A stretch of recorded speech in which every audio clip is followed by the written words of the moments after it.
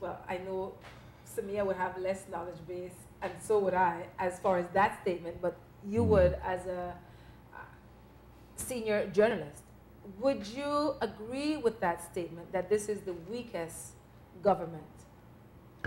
I'm not sure on what basis the editor or the writer of the editorial, in fact, was assessing the performance of this present administration. We have seen governments that were considered weak in the past. In fact, in 2008, that particular government of the People's United Party was considered weakened and broken, especially a year or two before the actual election took place.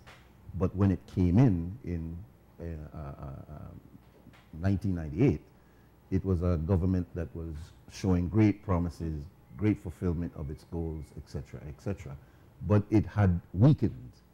And so I think the analysis that the writer of the editorial is doing with this government is suggesting, to my mind, that while the government may have been successful in doing certain changes, providing social services for the poor, helping with the gang situation, etc., etc., and there are a number of things there, the credibility of the government itself has weakened.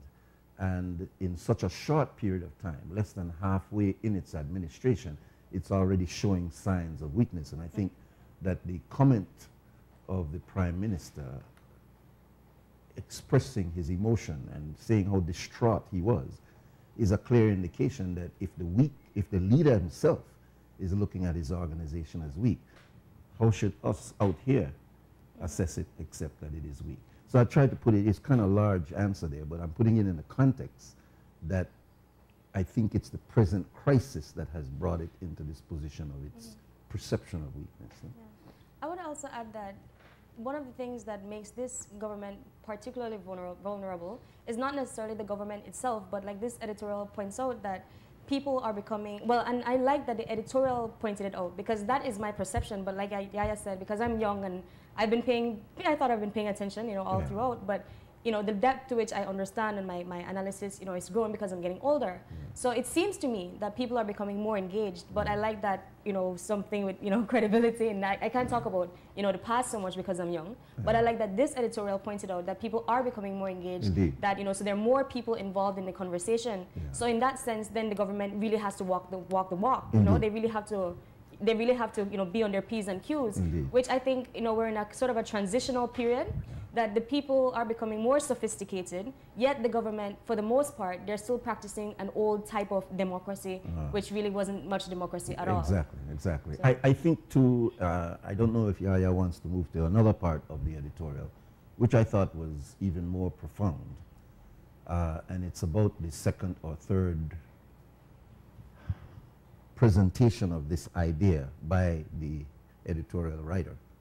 And that is that there's hope in Belize.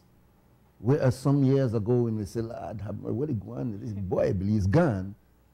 The editor and so many others are recognizing that there is a rebirth taking place. I think he refers to it as genuine and authentic, or indigenous and authentic. The point is that I think the editor and many of us are observing the fact that persons like yourself, and I know they try to big you up just because of the front of you, but I say behind your back also, that there are individuals like you who are informing yourselves and then going to the next step and taking action. Because for years we've been talking the talk, as I think he points out in either that or his publisher, but we haven't been walking the walk effectively. But when you look out there now, you're seeing people who are not just talking the talk, but they're attempting to walk the walk.